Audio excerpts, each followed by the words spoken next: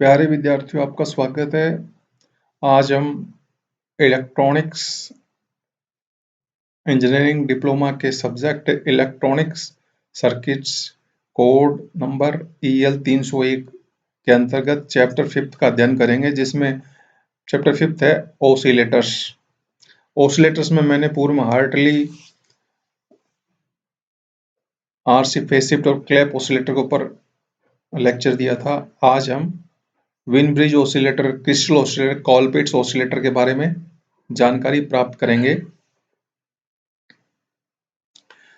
सर्वप्रथम win bridge oscillator. Win bridge oscillator में एक ब्रिज लगा होता है जिसमें 4 भुजाएं होती है। एक भुजा में RC सीरीज में जुड़े होते हैं, दूसरी भुजा में R और C पैरेलल में जुड़े होते हैं और बाकी की 3 भुजा में सिंगल RR यानी रेजिस्टेंस लगे होते हैं। ये 10 हर्ट्ज से लेकर 1 मेगाहर्ट्ज तक ऑसिलेशन उत्पन्न कर सकता है। ये कमर्शियल ऑडियो जनरेटर्स में इसका प्रयोग होता है। इसमें 2 स्टेज RC कपल्ड एम्पलीफायर या ओपैम्प लगे होते हैं और एक फीडबैक नेटवर्क इसमें लगा होता है। इसमें एम्पलीफायर का आउटपुट ब्रिज की इनपुट होता है। यहाँ चित्र में आप देख रहे हो, इसका जो आउटपुट है, यहाँ पर ये आउटपुट दिया हुआ है। ये ब्रिज के लिए इन सिरों पर, इन 2 सिरों के बीच में इनपुट का काम कर रहा है, यानी ये जो फीडबैक सिग्नल इस पर पहुंचता है ब्रिज पर। मैंने पूर्व में बताया ब्रिज के एक भुजा में R और C सीरीज में लगे होते हैं। ये 2 R और C सीरीज में लगे हुए हैं और इधर ये R और C पैरेलल में दूसरी भुजा में लगे हुए हैं। ब्रिज एग्जैक्ट बैलेंस पोजीशन में होता है, तब ये जो V0 प्राप्त होगा हमें, वो 0 प्राप्त होगा। V0 0 होगा, तो फीडबैक वोल्टेज है वो भी 0 ही प्राप्त होगा। फीडबैक वोल्टेज यहाँ फीडबैक होगा एम्पलीफायर पर और इसके कारण कोई प्रकार का ऑसिलेशन उत्पन्न नहीं होगा। यानी बैलेंस्ड, अगर एग्जैक्ट बैलेंस ब्रिज है उस केस में आउटपुट वोल्टेज भी 0 होगा, फीडबैक वोल्टेज भी 0 होगा और किसी प्रकार का ऑसिलेशन उत्पन्न नहीं होगा। अगर लूप गेन हम ब्रॉग क्वेश्चन के अनुसार ए बीटा का मान 1 एंगल 0 डिग्री रखें तो ब्रिज को मामूली सा अनबैलेंस करते हैं तो लगातार अनडेप्ड ऑसिलेशन इसमें उत्पन्न हो सकते हैं। ये जो कंडीशन है ब्रॉग क्वेश्चन क्राइटेरिया की, ये फुलफिल करने पर ही ऑसिलेशन उत्पन्न होंगे और वो अनडेप्ड ऑसिलेशन होंगे। साथ ही कंडीशन ये है कि जो ब्रिज है, विन ब्रिज, वो थोड़ा सा अनबैलेंस होना जरूरी है, तभी ये ऑसिलेशन लगातार हमें प्राप्त होंगे। एक खास बात है, विन ब्रिज ऑसिलेटर में दोनों पॉजिटिव और नेगेटिव फीडबैक होते हैं, जबकि ध्यान हो हमें ऑसिलेटर में पॉजिटिव फीडबैक यूज ज्यादा, पर यहाँ दोनों फीडबैक पॉजिटिव भी और नेगेटिव भी यूज किया जाता है, क्योंकि दोनों तरफ इसमें सप्लाई दे सकते हैं, दो तरफा आउटपुट की। इसलिए यानी दो तरफ से फीडबैक कर सकते हैं, ऊपरी सिरे से या निचले सिरे से, पॉजिटिव रूप में या नेगेटिव रूप में, जिससे ये ऑसिलेशन हमें अनबैलेंस्ड, मामूली से अनबैलेंस होने पर ब्रिज हमें आउटपुट पे प्राप्त होते हैं और ऑसिलेशन अनडैम्प्ड रूप में होते हैं, यानी उनमें कोई जो एम्पलीट्यूड है उसमें कांस्टेंट मान प्राप्त होता है। यदि ब्रिज बैलेंस है तो उस केस में अगर हम इसकी जो भुजाएं हैं उनका बैलेंस कंडीशन में इस तरह ये प्राप्त होगा, R1 बटा R2। ये R1 R2 ये है, ये R2 और ये R1, तो ये इन दोनों का जो रेशो है वो इसकी भुजाओं के सामने जो कंपोनेंट्स हैं उनके बराबर होगा रेशो में। तो R1 बराबर R माइनस J अक्सी, और क्योंकि इसके सामने ये भुजा है R1 के सामने, और ऐसे ही R2 के सामने ये वाली भुजा है पैरेलल वाली, तो इसी हिसाब से ये मान रखे हैं। R2 के सामने पैरेलल बुझा है तो उसके लिए ये मान रखा गया है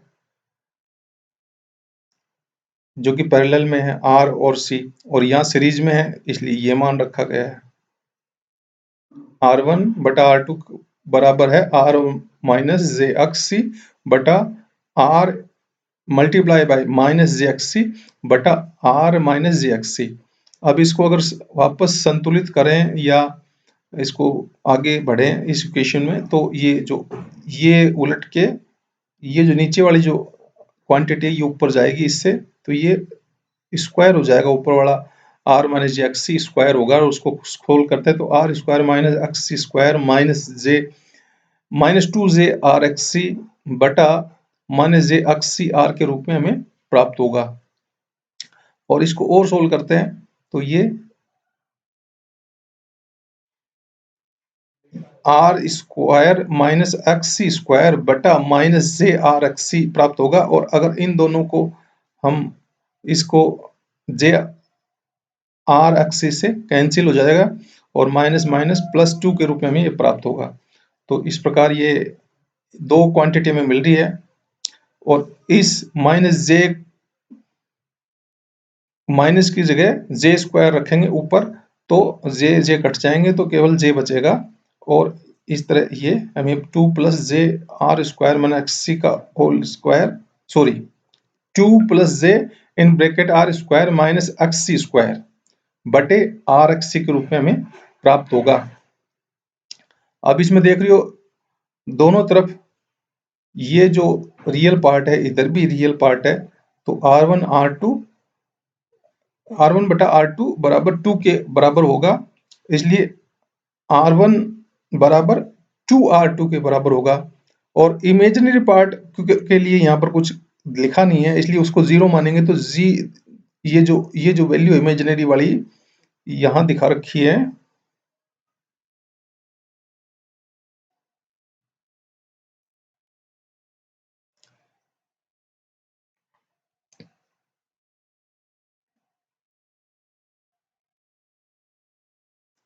ये जो इमेजिनरी वैल्यू है इस पूरी वैल्यू को जीरो के बराबर करेंगे, और इस प्रकार हमें ये R square minus X square बराबर जीरो प्राप्त होगा।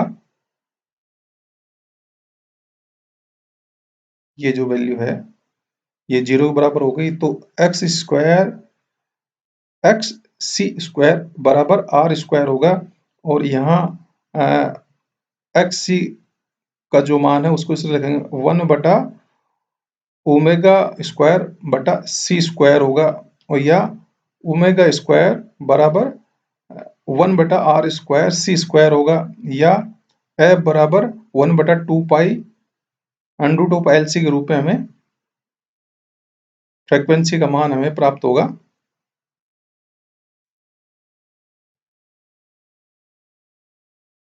ये दो कंडीशन हमें प्राप्त होगी बैलेंस पोजीशन में फ्रीक्वेंसी के लिए और R1 R2 का रिलेशन के रूप में, जो आगे इसके फ्रीक्वेंसी कैलकुलेशन में यूज की जा सकती है। ब्रिज बैलेंस्ड है तो दोनों भुजाएं जो लोअर दोनों भुजाएं हैं उन पे जो वोल्टेज है जब बैलेंस ब्रिज है बराबर है, तो ये जो मान हमें प्राप्त हो रहा है ये V2 का मान और V1 का मान ये दोनों इक्वल होंगे, क्योंकि VF ऑलरेडी जीरो है बैलेंस पोजीशन में, तो V1 माइनस V2 बराबर जीरो बराबर VF है, इसलिए V1 माइनस V2 बराबर जीरो होने के कारण V1 बराबर V2 ही होगा, यानी दोनों वोल्टेज जो हैं वो निचली भुजाओं की इक्वल होगी, एक समान रहेगी।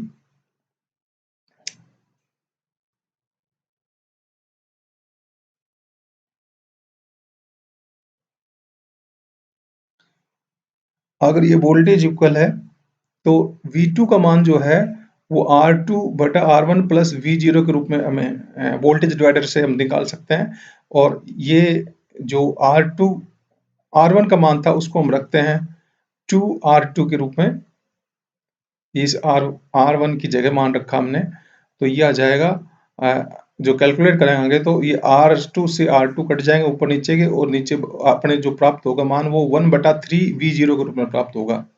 तो यानी ये जो कंप्लीट R2 बटा R1 प्लस R2 है और V0 से मल्टीप्लाई है, तो V0 और इधर वाला ये आगे वाला V0 ये दोनों आपस में कैंसिल हो जाते हैं, तो R2 बटे R1 प्लस R2 का मान 1/3 के रूप में हमें प्राप्त होता है।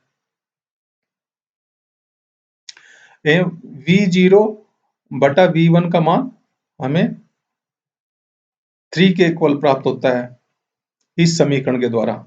ये समीकरण और ये इनका इक्वल है, इसलिए क्योंकि जो वोल्टेज गेन है वो हमेशा फिर 3 के बराबर या इससे अधिक हमें प्राप्त होगी ऑसिलेशन जनरेट करने के लिए। एम्पलीफायर में ऑसिलेशन बनाने हेतु इसकी ओपन लूप गेन है वो हमेशा 3 से ठीक अधिक रखनी होगी और सस्टेन ऑसिलेशन प्राप्त करने के बैलेंस को स्लाइटली अनबैलेंस पोजीशन में रखना होगा और R2 बटा R1 प्लस R2 का जो मान है वो हमेशा 1/3 से थोड़ा कम होगा, तब हमें लगातार ऑसिलेशन एम्पलीफायर पे प्राप्त होगा। यानी ओपन लूप 3 से थोड़ी अधिक हो ऑसिलेशन प्राप्त करने के लिए और अनबैलेंस की जो पोजीशन है वो स्लाइटली होनी चाहिए, मतलब थोड़ा सा अनबैलेंस होना चाहिए ब्रिज, और R2 बटा R1 प्लस R2 का जो रेशो है वो हमेशा 1/3 से कम होना चाहिए, थोड़ा सा कम होना चाहिए, तब हमें लगातार ऑसिलेशन प्राप्त होंगे बिन ब्रिज से। इसमें कांस्टेंट आउटपुट देता है, इसके जो बेनिफिट है आसानी से ये कार्य करता है। ओवरऑल गेन इसकी आई होती है, पोर्ट द्वारा या परिवर्तित कैपेसिटर द्वारा आसानी से इसके ट्यून कर सकते हैं, यानी इसकी फ्रीक्वेंसी को बदला जा सकता है। जो वेरिएबल कैपेसिटर या वेरिएबल रेजिस्टेंस द्वारा फ्रीक्वेंसी के मान को चेंज कर सकते हैं कि वो रिलेशन में, वो जो फ्रीक्वेंसी का रिलेशन में उसमें R और C नीचे ब्रैकेट में अंडर रूट में आते हैं, तो उनको चेंज करके हम फ्रीक्वेंसी चेंज कर सकते हैं। इसकी जो हानियां है, इसमें ज्यादा कंपोनेंट यूज होते हैं, बहुत ज्यादा उच्च आवृत्ति को उत्पन्न नहीं कर सकते, यानी बहुत उच्च आवृत्ति उत्पन्न नहीं की सकती, और फंक्शन जनरेटर में इसका यूज होता है और ऑडियो फ्रीक्वेंसी एप्लीकेशन में इसका यूज किया जाता है। ये था win bridge oscillator. Crystal oscillator की बात करते हैं तो इसमें जो टैंक सर्किट होता है, ट्यूनिंग सर्किट, उसमें क्रिस्टल पीजोइलेक्ट्रिक क्रिस्टल का प्रयोग हो जाता है, इसलिए ये क्रिस्टल ऑसिलेटर कहलाते हैं और इससे एक्सीलेंट स्टेबिलिटी में प्राप्त होती है। पीजोइलेक्ट्रिक इफेक्ट का मतलब क्या है? क्रिस्टल के फेसेस पर जब मैकेनिकल स्ट्रेस यानी दबाव दिया जाता है, तो अपोजिट ऑफ फेस क्रिस्टल के उन पे पोटेंशियल डिफरेंस यानी वोल्टेज उत्पन्न हो जाता है।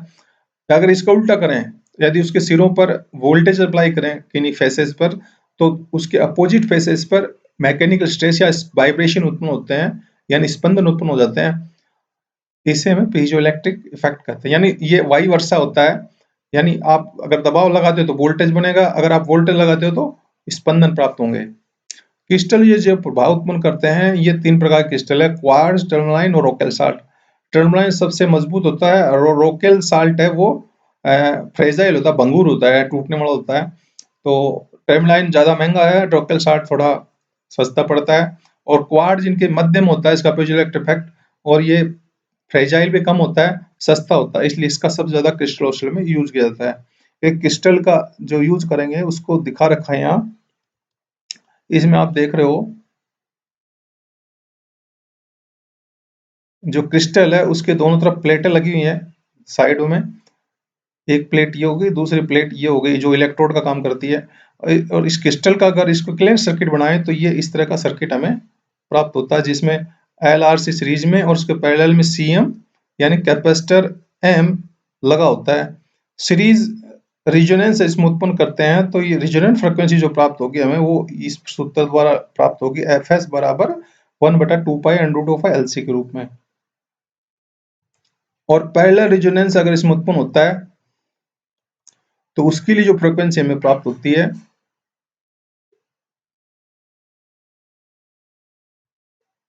इस सूत्र द्वारा हमें प्राप्त होगी, जो रिजोनेंट फ्रीक्वेंसी 1/FP बराबर 1/2 पाई √ ऑफ C प्लस CM बटा LCCM, या अगर हम C प्लस CM जो दिया है पैरेलल में है तो उसका मान CT के रूप में निकालें। तो ये CT के रूप में CT बराबर CCM बटा C प्लस CM का मान इसमें इस सूत्र में रखने पर ये आ जाएगा हमें 1 बटा LCT के रूप में। ये तो FP बराबर 1 बटा 2 पाई रूट LCT के रूप में हमें प्राप्त होता है। इस क्रिस्टल ऑसिलेटर को इस चित्र में दर्शाया गया है। यहाँ क्रिस्टल ऑसिलेटर लगा हुआ है ये, और ये कॉलपिट्स ऑसिलेटर में यहाँ इंडक्टेंस लगी होती है, इंडक्टर लगा होता है, कॉइल लगी होती है, जबकि इसमें ये क्रिस्टल लगा हुआ है। ये C1 C2 जो इसमें यूज हो रहे हैं, साथ ही ये क्रिस्टल है, ये टैंक सर्किट का निर्माण करते हैं, ट्यूनिंग सर्किट का काम करते हैं, यानी फ्रिक्वेंसी को यहाँ से ट्यून कर सकते हैं C1 को वेरी करके। इसमें C1 का मान अगर चेंज करते हैं तो फ्रिक्वेंसी चेंज होगी। ये जो कैपेसिटी वोल्टेज डिवाइडर का निर्माण होता है इसमें, इस कंप्लीट टैंक सर्किट में, जो फीडबैक नेटवर्क के रूप में काम करता है। इसकी ऑसिलेशन फ्रीक्वेंसी जो प्राप्त होती है वो सीरीज फ्रीक्वेंसी और पैरेलल फ्रीक्वेंसी के बीच में होती है। इसमें जो R1, R2 व REC प्रयोग हो रहे हैं वो वोल्टेज डिवाइडर या स्टेबलाइजेशन के लिए इनका प्रयोग होता है। वोल्टेज डिवाइडर बायस स्टेबलाइजेशन में इनका यूज किया जाता है, यानी जो वोल्टेज इनके शुरुओं पे बढ़ती है वो बढ़ जाती है और स्टेबलाइज फिक्स रहती है। कॉमन एमिटर ट्रांजिस्टर का जो विन्यास है वो 180 डिग्री का फेज शिफ्ट देता है, यानी जो ट्रांजिस्टर खुद है वो 180 डिग्री से सिग्नल को फेज शिफ्ट करता है, और 180 degree phase shift feedback network जो C1 C2 और क्रिस्टल द्वारा निर्मित होता है उसके द्वारा दिया जाता है। इसलिए टोटल जो फेज शिफ्ट सिग्नल का प्राप्त होता है वो 360 डिग्री या 0 डिग्री मिलता है, जिससे हमें इस ऑसिलेटर द्वारा आउटपुट पर सतत यानी रेगुलर कंटिन्यूस अनडैम्प्ड ऑसिलेशन प्राप्त होते हैं। ये क्रिस्टल ऑसिलेटर की बारे में हमने जाना। इसका जो लाभ है वो इस प्रकार है, ये हाई फ्रिक्वेंसी स्टेबिलिटी प्रदान करता है, यानी हाई फ्रिक्वेंसी को पर ये स्टेबल फ्रिक्वेंसी प्रदान करता है। इसका जो क्वालिटी फैक्टर होता है वो हाई होता है, यानी 10,000 के करीब होता है। ये इसकी कॉस्ट होती है वो सस्ता होता है, पड़ता है, सिंपल इसकी संरचना है, और ये हाईएस्ट ऑसिलेटर फ्रिक्वेंसी उत्पन्न कर सकता है। ये इसके बेनिफिट्स हैं क्रिस्टल ऑसिलेटर की। जो हानियां इसकी, ये जो क्रिस्टल इसमें लगा होता है वो भंगुर होता है, यानी टूटने वाला होता है। भंगुर का मतलब जो दरक के टूट जाए, बिखर जाए। लो पावर सर्किट में इसका यूज कर सकते हैं। ऑसिलेशन फ्रिक्वेंसी इसकी एक क्रिस्टल पे एक ही कांस्टेंट बनी होती है, जबकि दूसरा अगर फ्रिक्वेंसी हमें चाहिए तो क्रिस्टल को हमें बदलना पड़ता है। इसकी जो एप्लीकेशन है वो इस प्रकार, यानी इसको यूज कहाँ कहाँ किया जाता है वो इस प्रकार है। इसकी एक्सीलेंट फ्रिक्वेंसी स्टेबिलिटी के कारण इसको यूज करते हैं डिजिटल क्लॉक्स में, तापमान नियंत्रित करने वाली भट्टियों में, रेडियो व टीवी ट्रांसमीटर में कैरियर फ्रिक्वेंसी उत्पन्न करने में, माइक्रो प्रोसेसर किट्स में इसका यूज होता है, और प्रिसीजन टाइम स्टैंडर्ड्स निर्धारित करने में इन क्रिस्टल ऑसिलेटर का प्रयोग किया जाता है। कॉलपिट्स ऑसिलेटर की बात करते हैं आज। कॉलपिट्स ऑसिलेटर का ये चित्र दिया हुआ इसमें आप देख रहे हो।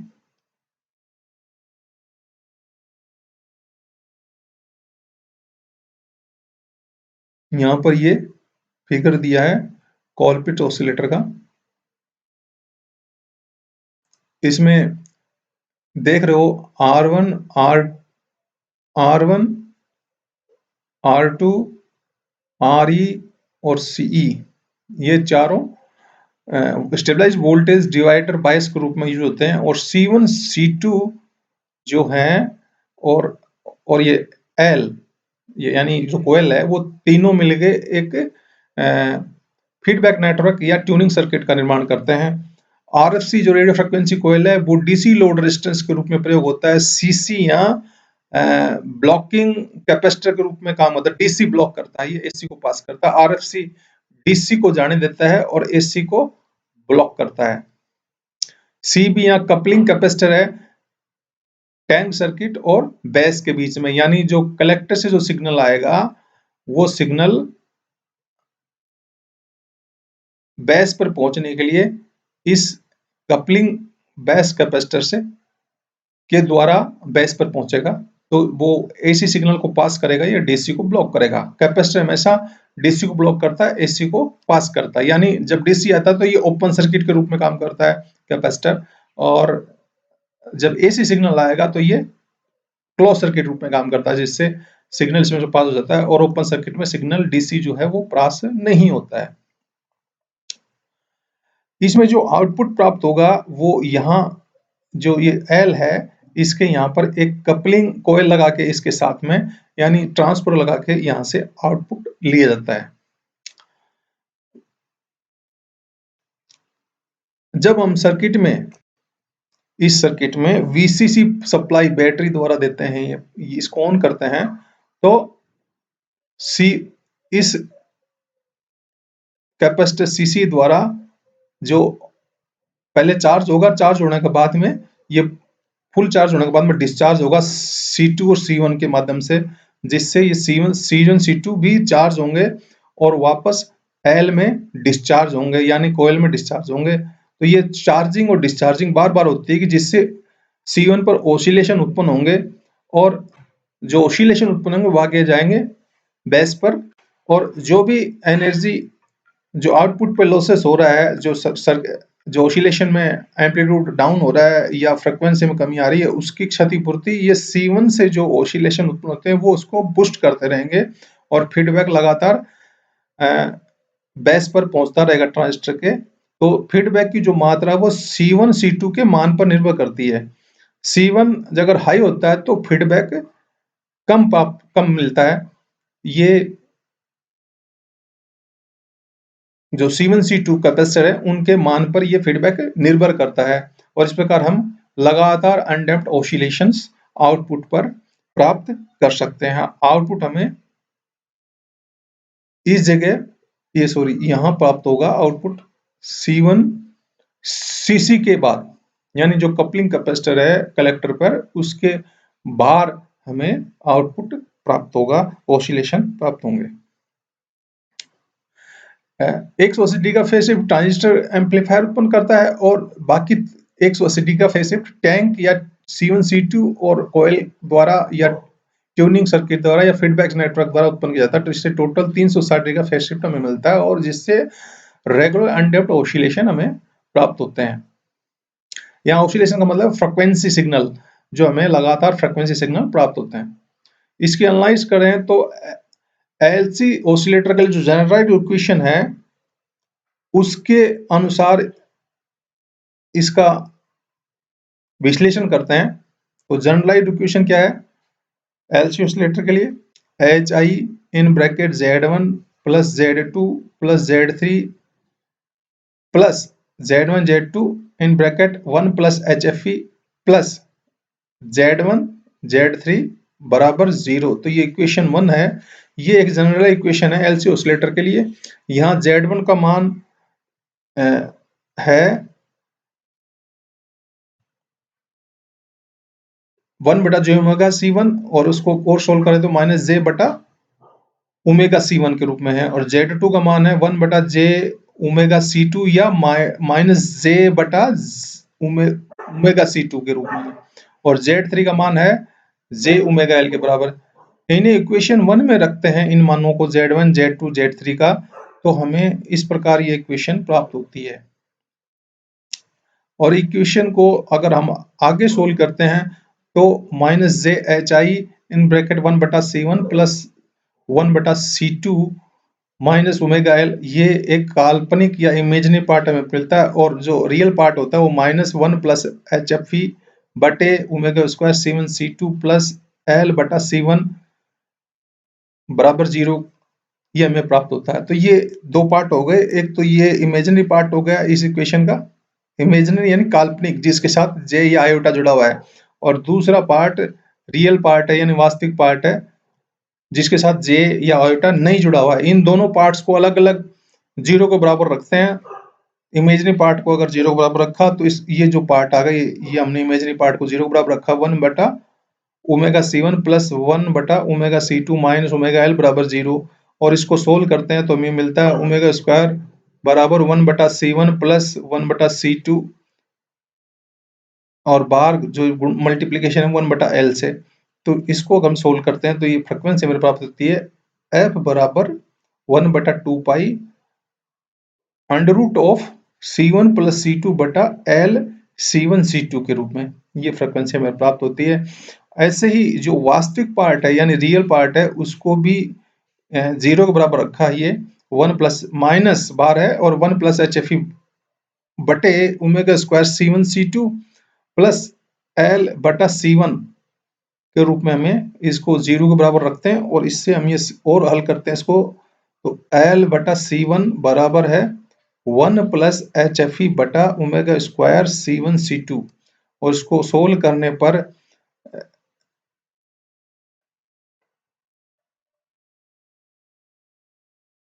C1 और यहाँ दोनों तरफ C1 कट जाते हैं इसमें और जो हमें मान मिलता है L बराबर 1 प्लस HFE बटा ओमेगा स्क्वायर C2 के रूप में और ओमेगा स्क्वायर को साइड में लेते हैं और L को नीचे ले जाते हैं तो ये हो जाता है ओमेगा स्क्वायर बराबर 1 प्लस HFE बटा LC2 इक्वेशन 4 हो गया। और इसमें ओमेगा स्क्वायर का मान जो हमें यहाँ प्राप्त हुआ था उसको यहाँ इसके बराबर रखते हैं तो ये इस तरह प्राप्त होगा हमें ओमेगा स्क्वायर का मान क्या है C1 प्लस C2 बटा LC1 C2 बराबर 1 प्लस HFE बटा LC2 ये जो LC2 यहाँ ये जो था नीचे समीकरण यहाँ से तो इक्वेशन 3 और 4 को बराबर करने पर ये हमें प्राप्त होता है। इसमें LC2 कट जाएगा नीचे से ये LC2 और ये C2 और ये L ये आपस में कट जाएंगे तो बचेगा गया C1 प्लस C2 बटा C1 बराबर 1 प्लस HFE प्राप्त होता है। और इसमें अगर और सोल्व करते हैं तो C1 आपस में 1 प्लस C2 बटा C1 रह जाएगा तो और यहाँ 1 प्लस HFE है तो 1 आपस में कट जाएंगे तो C2 बटा C1 बराबर होगा HFE। तो ये जो HFE असल में करंट गेन है ये करंट गेन C2 बटा C1 के बराबर है इस कल्पित ऑसिलेटर में जो ऑसिलेशन की शर्त है कंडीशन है ये इस तरह बराबर होगा करंट गेन का मान C2 बटा C1 के तभी ही ऑसिलेशन जनरेट होंगे और इसके लिए जो ऑसिलेशन जनरेट होगी जो फ्रीक्वेंसी होगी वो इस तरह प्राप्त होगी हमें इस समीकरण के अनुसार। तो आज के लिए हम इतना ही करेंगे। Thank you.